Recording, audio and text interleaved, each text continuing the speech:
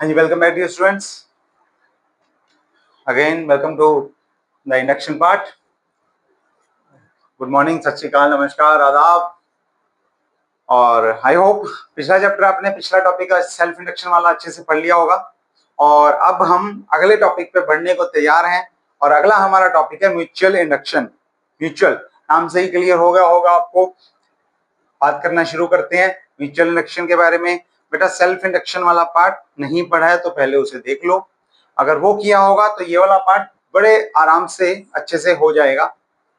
नहीं किया होगा तब भी हो जाएगा, लेकिन हम उससे रिलेट करेंगे और ये जरूरी है कि वो भी आता हो। ठीक है, और अगर वो आता तो ये आता ही है, समझ लो। ठीक है, तो देखो काम शुरू करें हम। सेल्फ इंडक्शन हो गया था, म्यूचुअल इंडक्शन शुरू करते हैं। तो म्यूचुअल इंडक्शन में क्या होता है, म्यूचुअल नाम से ही क्लियर है। देखो हमने क्या सीखा था, हमने सीखा था कि अगर मान लो एक कॉइल है, उसमें आप किसी भी तरह से वो लगा दो, और अगर इसमें म्यूचुअल इंडक्शन तो हमने फेराडे के एक्सपेरिमेंट्स में भी आया था कहीं ना कहीं, है ना। तो अगर हम इसमें करंट पास करेंगे तो इसके अंदर का जो करंट है, लेट्स से I1, इसके अंदर का करंट इसी के अंदर एक इंड्यूस्ड ईएमएफ करेगा, और वो ईएमएफ क्या करेगी, अपोज करेगी इसी के करंट को। इसी के अंदर इंड्यूस्ड ईएमएफ अपोज करती है, उसे हम सेल्फ इंडक्शन बोलते हैं, है ना। सीख लिया हमने, राइट। अब क्या होगा, अगर इसके पास इसी की सराउंडिंग में एक और कॉइल ले आओ, एक और कॉइल, और लेट अस सपोज उसमें भी हम करंट पास कर रहे हैं, उसमें हम करंट पास कर रहे हैं I2।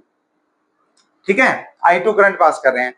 तो ये जो कॉइल है जिसमें करंट है, इस करंट की वजह से जो इसकी सराउंडिंग में मैग्नेटिक फील्ड हुई, जो इसमें भी एक इंड्यूस ईएमएफ कर रही है, ईएमएफ इंड्यूस कर रही है, वो सिर्फ इसमें थोड़ी है, वो साथ वाले के भी तो फील्ड में, इसके एरिया में भी तो घुसेगी, है ना।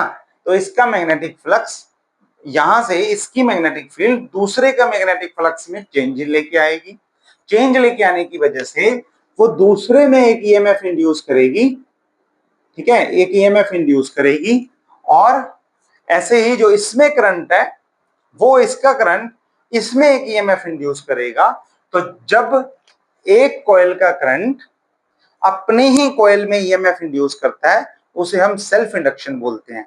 लेकिन जब एक कॉइल का करंट अपनी पड़ोस में बैठी, नेबर में बैठी किसी और कॉइल को साथ वाली एडजेसेंट कॉइल में जब मैग्नेटिक फ्लक्स चेंज करके ईएमएफ इंड्यूस करता है, उसे हम बोलते हैं म्यूचुअल इंडक्शन। तो सेल्फ और म्यूचुअल में क्या फर्क है, दोनों में करंट पास होगा, कॉइल होगी, करंट पास होगा, या सर्कुलर लूप होगा, कोई करंट पास होगा। पास होने की वजह से अपने ही अगर ईएमएफ इंड्यूस हो तो सेल्फ इंडक्शन, और साथ वाले के किसी सर्कुलर कॉइल में या लूप में या किसी भी और सोर्स में ईएमएफ इंड्यूस हो तो हम उसे बोलते हैं म्यूचुअल इंडक्शन। ठीक है, कॉन्सेप्ट सेम है। तो अब आप क्या देखोगे, आप देखोगे कि फाइव, मान लो 1 और 2, मैं 2 बना देता हूं, 5 1 5 2, वो कितना होगा। 5 1 डिपेंड करेगा कि I2 कितना है, करंट इन सेकंड कॉइल कितना है, और 5 2 डिपेंड करेगा कि I1 कितना है, मतलब करंट इन फर्स्ट कॉइल कितना है। क्योंकि फर्स्ट में जितना करंट होगा वो सेकंड में फ्लक्स बनेगा, और जो सेकंड में करंट होगा वो फर्स्ट में फ्लक्स बनेगा। तो दोनों में ऐसे कर सकते हैं आप। इसे आप 1 2 2 1 नाम भी दे सकते हो, इसे मैं 1 2 नाम दे लेता हूं, इसे 2 1 नाम दे लेता हूं। ठीक है, तो 5 2 1 किस पे डिपेंड कर रहा है, I1 पे। अब इन्हें हटा के, कांस्टेंट प्रोपोर्शनैलिटी साइन हटा के हम क्या करते हैं, एक कांस्टेंट लगाते हैं। तो यहां पे हमारा कांस्टेंट लगेगा, वो जो कांस्टेंट होगा that will be known as coefficient of mutual inductance. Mutual, मैं इसे M12 लिख देता हूं, और इसे 21 वाले को M21 लिख देता हूं। इससे हमें क्लियर हो जाएगा कि कौन से में फ्लक्स देख रहे हो, क्या म्यूचुअल इंडक्शन का कोएफिशिएंट है और कौन से का करंट।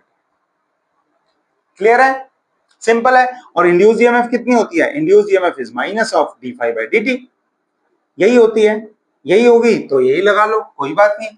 और कितनी आ जाएगी, minus of M di by dt। di/dt, इतना आ जाएगा। 1 का ध्यान रखना है तो कोई बात नहीं, जो इंडक्शन इन टू होगा, इंड्यूस्ड ईएमएफ इन टू, वो कितना होगा, करंट 1 की वजह से, और यहाँ पे कोएफिशिएंट 2 1। ठीक हो गया, सिंपल है, बिल्कुल सेम जैसा पहले किया था। पहले एल एल एल एल चल रहा था, अब एम एम एम एम चलेगा, कुछ नहीं है। ठीक है, चेक कर लो। ओके, खत्म हुआ काम। दूसरे में निकालोगे तो उसके हिसाब से देख लेना, कुछ है ही नहीं, कोई ऐसी बात ही नहीं है करने वाली।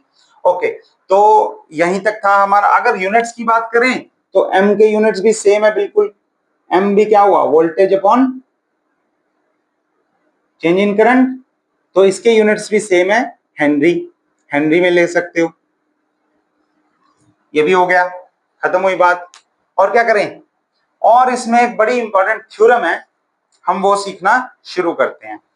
थ्योरम किसके बारे में बात करती है, किस तरह से, वो सीखते हैं। इसमें म्यूचुअल इंडक्शन में सबसे इंपॉर्टेंट चीज करने वाली एक वो है, एक कपलिंग है। तो हम पहले कपलिंग तो छोटा सा पार्ट है, हम पहले करते हैं रेसिप्रोसिटी थ्योरम। रेसिप्रोसिटी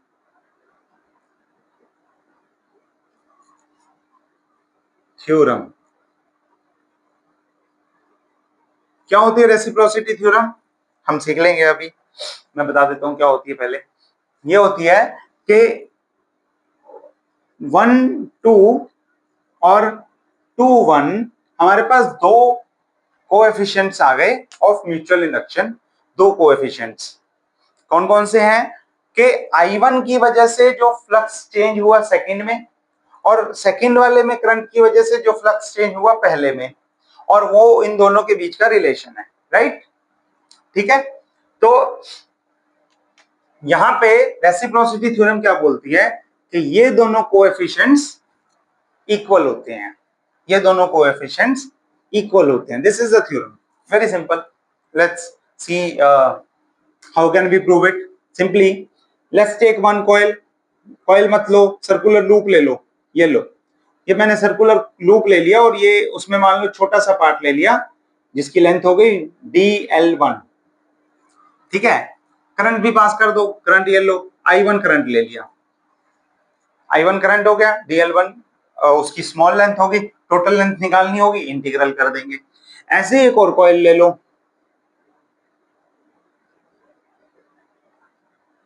ठीक है, यहाँ पे भी मैं पॉजिटिव नेगेटिव सेम ले लेता हूं। तो ये लो, एक और करंट ले लिया, और इसमें करंट हो गया I2, और इसमें भी एक छोटी सी लेंथ हो गई, यहाँ पे ले ली मान लो DL2, इसकी छोटी सी लेंथ होगी। और इन दोनों लेंथ्स के बीच में कितना डिफरेंस हो गया, इन दोनों लेंथ्स के बीच में डिफरेंस हो गया R, 1 2 या 2 1 जो भी लेंगे, R हमने ले लिया एक बार। ठीक है, सिंपल है, चलो यहां तक तो पहुंच गए। अब हम क्या कह रहे हैं, हम कह रहे हैं जो इसमें करंट है उसकी वजह से दूसरे का मैग्नेटिक फ्लक्स चेंज होगा, फ्लक्स चेंज होगा तो इसमें एक इंड्यूस्ड ईएमएफ आएगी, और इसमें जो करंट है I2 इसकी वजह से इसमें फ्लक्स चेंज होगा। सो लेट्स सी कि सेकंड वाले में कितना फ्लक्स चेंज होता है वो देख लेते हैं। मान लो हम 5 2 1 ले लेते हैं, ठीक है, 5 2 1 सेकंड वाले में कितना फ्लक्स है, वो कितना होगा, मैं ले लेता हूं कि जितनी पहले की वजह से मैग्नेटिक फील्ड है डॉट जितना सेकंड वाले का एरिया है, राइट। देख लो कॉन्सेप्ट, ए से नहीं लिखता मैं, एस से लिख लेता हूं, एस से लिखता हूं, सरफेस इंटीग्रल ऑफ, ए से भी लिख सकते हैं, आपकी बुक में हो सकता है ए से लिखा हो, कोई ऐसी बात नहीं है, कोई क्लेश नहीं होने वाला किसी तरह का, लेकिन मैं जनरली एस से लिखता हूं तो एस से लिख लेता हूं। ठीक है, तो ये पता लग रहा है हमें, surface integral of magnetic field.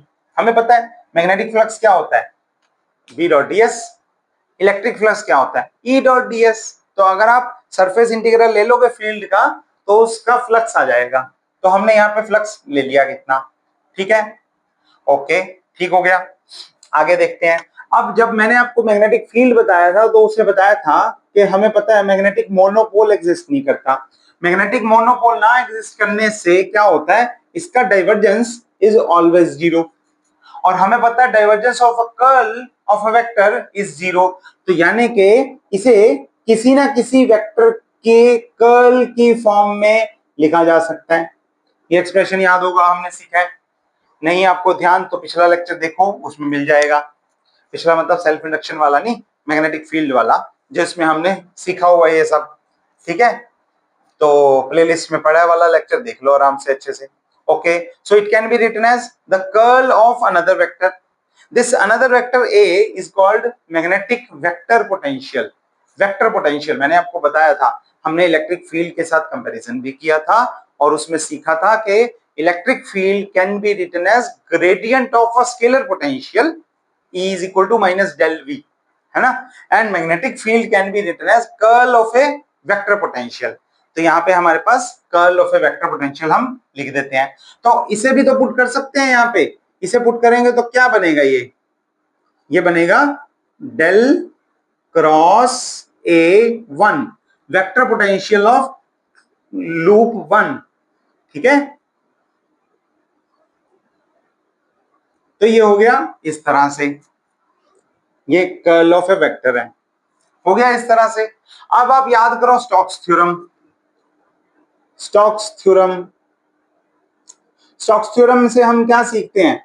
Stokes theorem कहती है कि surface integral of curl of a vector can be written as closed line integral of a vector.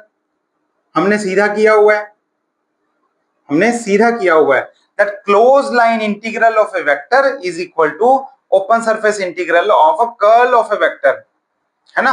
ये किया हुआ है हमने, तो हम यहाँ पे रिवर्स में यूज कर रहे हैं, कर ही सकते हैं, क्या प्रॉब्लम है, कर लिया हमने यूज। तो a डॉट डीएल के इक्वल आ गया। ए कौन सा? A1 वाला। ठीक हो गया, चलो हम लिख ली। अच्छा अब A1 की वैल्यू देखो, A1 वेक्टर पोटेंशियल पहले तो हमने नहीं लिखी क्योंकि डायरेक्टली आपके उस तरह से वेक्टर पोटेंशियल का टॉपिक सिलेबस में नहीं है। ठीक है, तो हमने लिखा नहीं हुआ इसे, लेकिन अभी मैं लिख रहा हूं तो इसे समझा दूंगा सारा कि कैसे किया हुआ है। तो इसका एक्सप्रेशन होता है mu naught upon 4 pi I1 और integral of DL1 upon R12। ठीक है, DL1 अपॉन R12, नीचे मैग्नीट्यूड है। ओके, ये कैसे आया? आपको बायोट-सैवर्ट लॉ याद है? बायोट-सैवर्ट लॉ, उसमें हम B को किसके इक्वल लिखते हैं? हम लिखते हैं B magnetic field is given by mu naught upon 4 pi. अगर मैं स्मॉल मैग्नेटिक फील्ड लिखूंगा, पूरी लिखूंगा तो integral mu naught upon 4 pi I DL by R square. Cross R cap लेना है, ले लो, बाय R स्क्वायर, ये लिखते हैं। अगर आप इस फैक्टर को देखो, इसमें दो फैक्टर्स हैं, दो फैक्टर्स, और जो करली R बाय करली R स्क्वायर है, अगर मैं इसे कर्ल की फॉर्म में लेके आना चाहूं किसी तरह से, कर्ल की फॉर्म में, तो जो डीएल का कर्ल है मैंने करवाया हुआ है, एक फैक्टर ये वाला हो जाएगा और एक फैक्टर हो जाएगा जिसमें, मतलब एक कर्ल वाले फैक्टर में हमने इसे कर्ल की फॉर्म में लिखना है, कर्ल ऑफ समथिंग की फॉर्म में। तो डीएल क्रॉस प्रोडक्ट में एक तो डीएल फैक्टर आएगा और एक r cap upon r square आएगा। यही दो वेक्टर्स हैं, यही दो वेक्टर्स हैं। और r cap upon r square अगर आपको याद हो तो del of 1 upon r is, minus sign भी होता है लेकिन मैं लिख देता हूं, अपॉन आर स्क्वायर। तो बेसिकली कुछ कुछ इस फॉर्म में डाला जा सकता है कि डेल के साथ 1 अपॉन आर लगा के, कुछ ना कुछ इस फॉर्म में। तो यहां पे भी यही है, आपने क्या किया, बस I d l upon r square को आर कर दिया और क्रॉस आर कैप को वो उसमें कर्ल वाले फैक्टर में एडजस्ट हो जाएगा, वो कर्ल वाले फैक्टर में एडजस्ट हो जाएगा। तो जब आप डेल ऑफ दिस लोगे, डेल ऑफ ए लोगे, कर्ल ऑफ ए लोगे, यहां से देखो एक बार मैं फिर से बताता हूं, अब कुछ बच्चे कंफ्यूज हो गए होंगे इस बात से, मैं यहां पे बताता हूं इसे। देखो हम क्या कर रहे हैं, हमारे पास है एक वेक्टर ए जिसमें आप बाकी सब चीजें छोड़ दो, सिर्फ I d l upon r पे ध्यान दो। जब आप इसका कर्ल लोगे तो एक वेक्टर है ये और एक स्केलर है ये 1 अपॉन आर, मैं इसे लिखता हूं ऐसे, डीएल वेक्टर है और एक स्केलर है 1/r। जब आप इसे कर्ल लोगे, डेल क्रॉस करोगे, कर्ल लोगे, करंट को भी हमने छोड़ दिया, तो एक फैक्टर में आएगा कर्ल डीएल के साथ और एक फैक्टर में आएगा ग्रेडियंट 1/r। जब डीएल वाले फैक्टर में कर्ल आएगा वो 0 हो जाएगा और जब ग्रेडियंट ऑफ 1/r होगा, ग्रेडियंट ऑफ 1/r, तो वो आपको किस तरह का फॉर्म दे देगा? वो दे देगा r cap upon r square वाला फॉर्म। और इसी से डेल क्रॉस r में b आता है, जो कि बायोट-सैवर्ट लॉ में यूज करते हैं हम। तो डीएल के साथ एक कर्ल वाला फैक्टर, क्रॉस वाला फैक्टर बचता है, जो कि इतना होता है। ठीक है, तो ये सिंपल प्रूफ है, आपको याद रखने की जरूरत नहीं है। बस आइडियल अपॉन आर स्क्वायर को आइडियल अपॉन आर ले लो, तो आपके पास वेक्टर पोटेंशियल की वैल्यू आ जाएगी या आपको याद हो जाएगी। इस तरह से आप कर सकते हो। इसे पूरा प्रूफ करना हो, हम कर चुके हैं एक बार पहले वाले लेक्चर में, लेकिन अगर करना हो तो दोबारा भी कर सकते हो। ठीक है, कोई दिक्कत आएगी मैं फिर से बता दूंगा या अलग से एक और बार प्रूफ करवा दूंगा। ठीक है, हमने del cross dl by r वाला फैक्टर का किया हुआ है एक न्यूमेरिकल, एक आर्टिकल में किया हुआ है एक हम। तो अब a1 की वैल्यू यहां पे पुट करो और पुट करके आप देखोगे mu naught upon 4 pi i1 बाहर रहेगा और एक इंटीग्रल आ जाएगा, एक इंटीग्रल आ जाएगा ये वाला 1 पे ले लेता हूं मैं, जिसमें मेन फैक्टर कौन है? dl1 अपॉन r12, तो एक डिस्टेंस है, और डॉट प्रोडक्ट विद a1 की डॉट प्रोडक्ट है dl2, तो एक इंटीग्रल आ जाएगा l2 वाला, जिसे मैं ऐसे लिख देता हूं ऑन 2। और अगर हम इसे बाहर निकाल लें तो एक इंटीग्रल है ऑन 1, एक इंटीग्रल है ऑन 2। ठीक है, और बाहर क्या है? बाहर है mu naught upon 4 pi i1 और अंदर क्या बचा? एक बचा dl1, डॉट बचा dl2 और डिवाइडेड बाय हुआ r12। ठीक है, चेक कर लो, where r12 is the distance between dl1 and dl2। देखो यहां तक कोई दिक्कत ना हो किसी बच्चे को, आराम से चेक करो, किसी तरह की कोई परेशानी नहीं होनी चाहिए। सिंपल सा फैक्टर है, आराम से होने वाला काम है।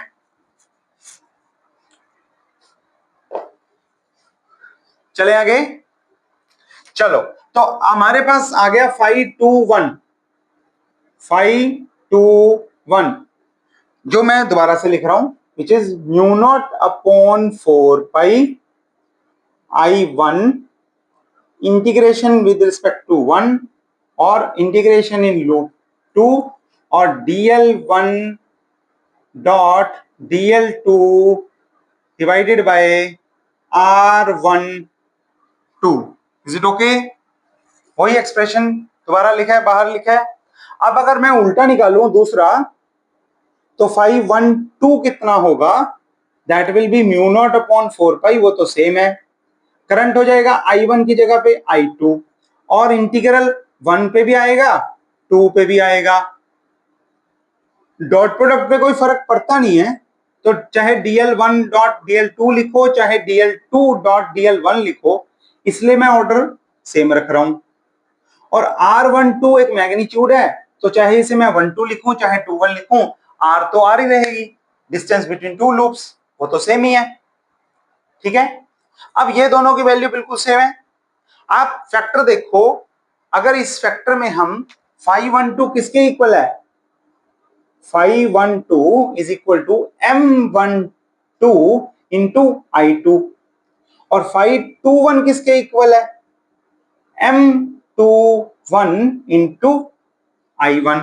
अगर हम ऊपर वाले फैक्टर्स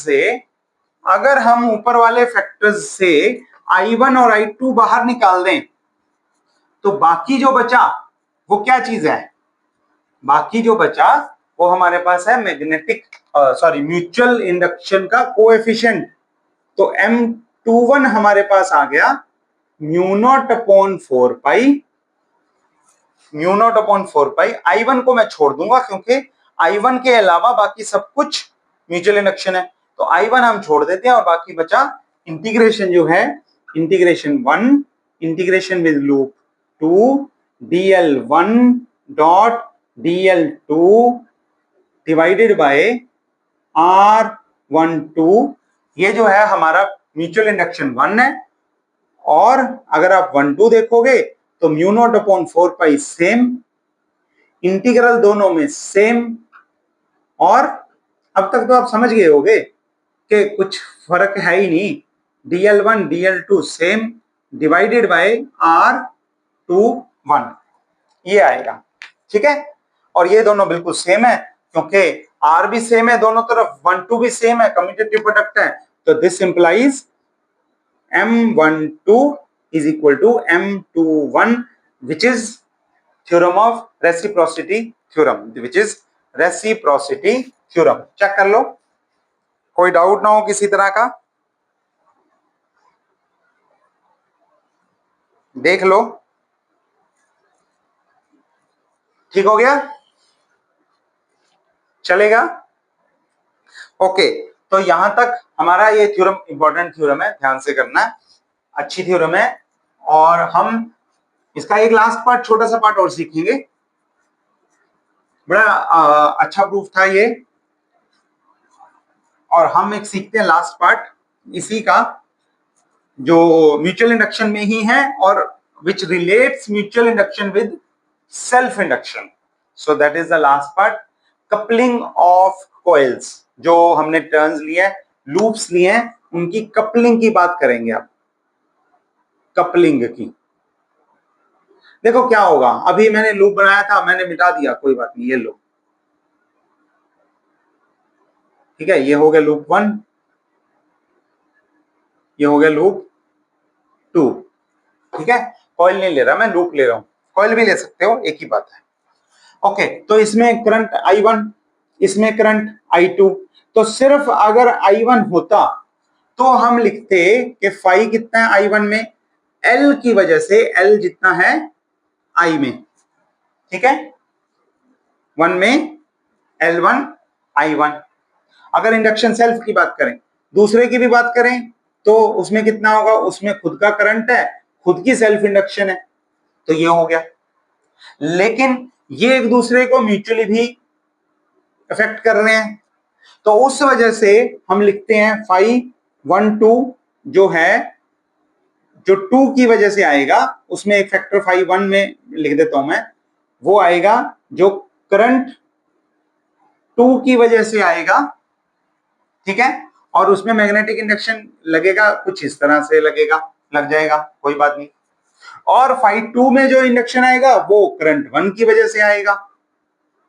तो किसी भी सर्किट में अगर आप दो कॉइल्स ले रहे हो, तो एक तो सेल्फ इंडक्शन का कोएफिशिएंट आ रहा है, दोनों कॉइल्स में आ रहा है, और एक अगर पास पास रख दोगे तो म्यूचुअल इंडक्शन का भी कोएफिशिएंट आने लग जाएगा, है ना, तो वो भी आने लग जाएगा। तो इन दोनों को आपस में कैसे रिलेट करें ओवरऑल फ्लक्स देख के, तो वो होता है, आप सिंपली पूरा प्रूफ नहीं देखने की जरूरत हमें, M दोनों तरफ बराबर है, तो मैं ऐसे लिख देता हूं, M12 into M21 is directly proportional to L1 into L2, means दोनों कोएफिशिएंट्स की प्रोडक्ट कहीं ना कहीं एक दूसरे पे प्रोपोर्शनल है।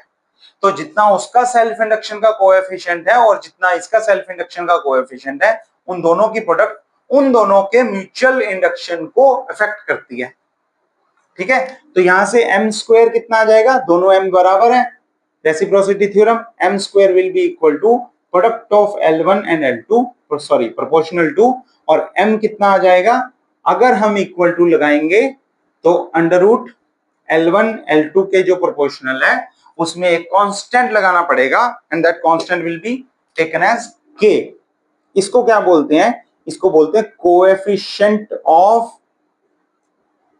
कपलिंग, या coupling constant, simply coupling constant बोल देते हैं,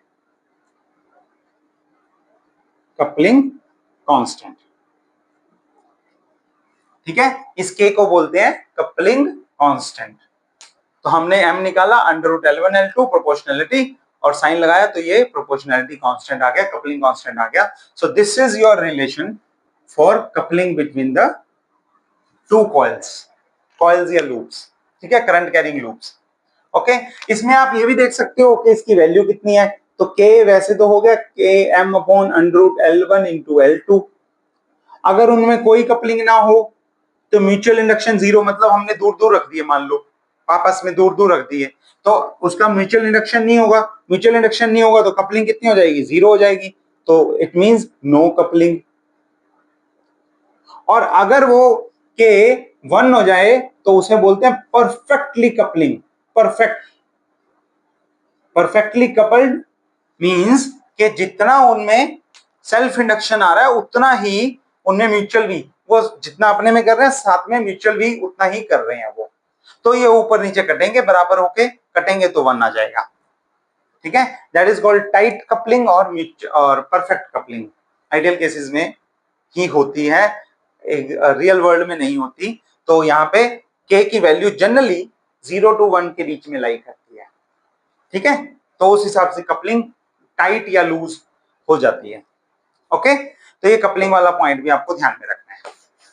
that's it about mutual induction, इतना ही था। आपने रेसिप्रोसिटी थ्योरम अच्छे से करनी है, और इस पे भी कुछ न्यूमेरिकल बन जाता है तो सिंपल सा फॉर्मूला है कि कपल कैसे होते हैं वो भी ध्यान रखना है, ठीक है।